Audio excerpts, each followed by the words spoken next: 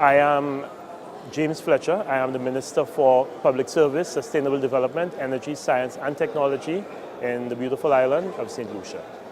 Well, I think we heard in the conference one of the very simplest and I think most profound statements that answers that question, in that there can be no development without energy, so certainly there can be no sustainable development without sustainable energy.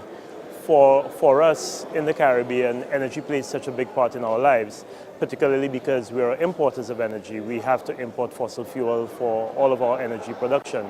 So the impact that that has on our gross domestic product, the impact that it has on our everyday lives, the impact that it has on the ability of our businesses to compete, all of these impacts make it extremely important that if we're looking at a future for our islands, a future where we put ourselves on a course of sustainable development, we have to address in a very profound and in a very meaningful way the question of energy, how we derive our energy, the cost of that energy, and also the cost of producing that energy and using that energy on our environment, because we are a region of the world that is known for its environment. Tourists come to our countries because of our environment.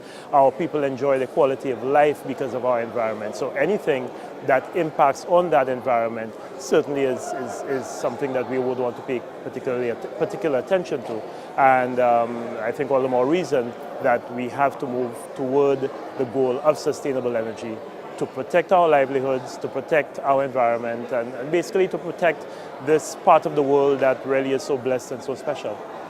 The future I want for my country where energy is concerned is certainly a country that depends less and less on fossil fuel for the generation of energy.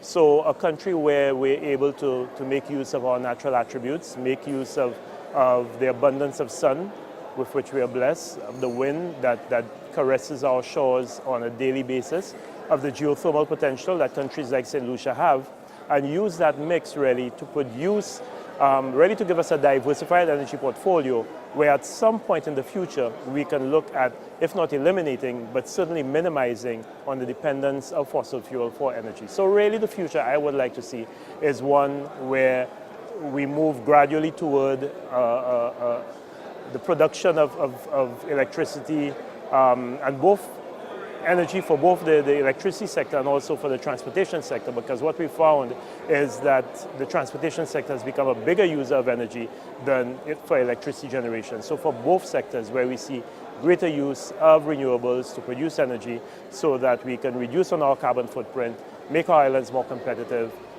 cushion ourselves from the volatility in the world oil markets, and basically have a future that is more renewable and less unsustainable.